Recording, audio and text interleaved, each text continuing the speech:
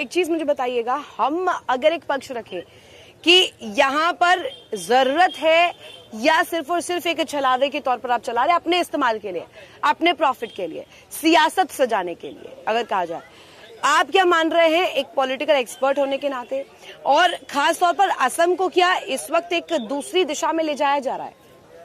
जी, आपने ही कहा कि ये असम में अभी चुनाव है और प्रधानमंत्री ने वहाँ पर कहा कि यूसीसी लागू होगा, लेकिन मैं ये सवाल करना चाहता हूँ कि ये पूरे भारत में क्यों नहीं लागू होगा, और जब समान कानून संहिता है, कानून है, तो वो पूरे भारत में होनी चाहिए।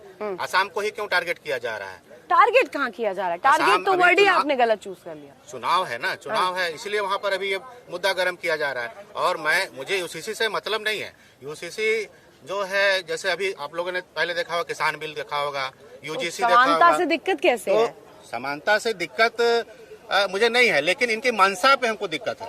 हाँ। इनकी जो मंशा है, इन्होंने कहाँ से दिख गई आपको मंशा? मंशा आपने बताया, आपको बताना चाहिए कि ये जो यूसीसी है किस तरह कानून है, इस पे रिसर्च होनी चाहिए, हमें बतानी चाहिए, पूरे पब्लिक के सामने आनी चाहिए बातें कि किस तरह का कानून होना चाहिए। और जो शादी है, तलाक हो, तो सारा यूसीसी का मतलब केंद्र में है, बताएंगे भी। समान अधिकार की बात करते हैं पूरे देश में, धीरे धीरे करके स्टेट वाइज होगा, जैसे प्रधानमंत्री जी ने पहले कहा था, ममता जी ने पहले कह दिया था हम यूसीसी लागू नहीं होने देंगे। क्यों हम उन्होंने कह दिया इस चीज के लिए?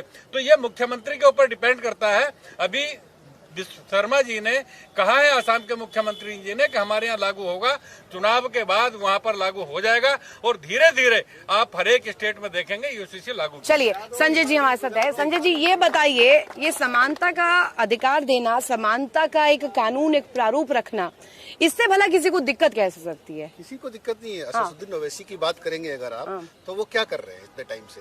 वो एक डर की राजनीति कर रहे हैं। जैसे आप अस्पताल में जाते हैं ना, आप टेस्ट करा लो, नहीं तो ये हो जाएगा, वो हो जाएगा, डॉक्टर पहले आपको डराते हैं, आपका पूरा पैसा खर्चा कराते हैं, अपना काम निकालते निकल जाते हैं। और इसी जो है वो इसी पद्धति पे काम कर रहे हैं। अच्छा। मुसलमानों को डराओ ताकि वो डर के मारे एकजुट हो जाए और उनको मुझ में ही अपना मसीहा दिखाई दे। अच्छा। इस बिल से किसी को क्या दिक्कत है?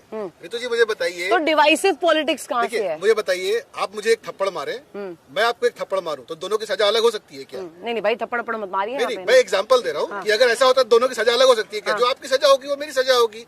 आपको जो बेनिफिट मिलना चाहिए वही बेनिफिट मुझे मिलना चाहिए। जैसे सजा बराबर है, अभी क्रिमिनल लॉज में ये डिस्पेंसी नहीं है, वहाँ सब बराबर है, हिंदू मारे मुस्लिम मारे सजा बराबर है। पर जब हम बात करते हैं सिविल कोड के मामले में, तो वहाँ इतनी आजादी क्यों है? देखिए, धर्म की आजादी होनी चाहिए, हमारा संविधान देता है, पर वो आपके प्रेयर के लिए देता है। चलिए, पर भाईजान को क्यों हटक रहा है? भाईजान के गले से क्यों नहीं उतर रहा?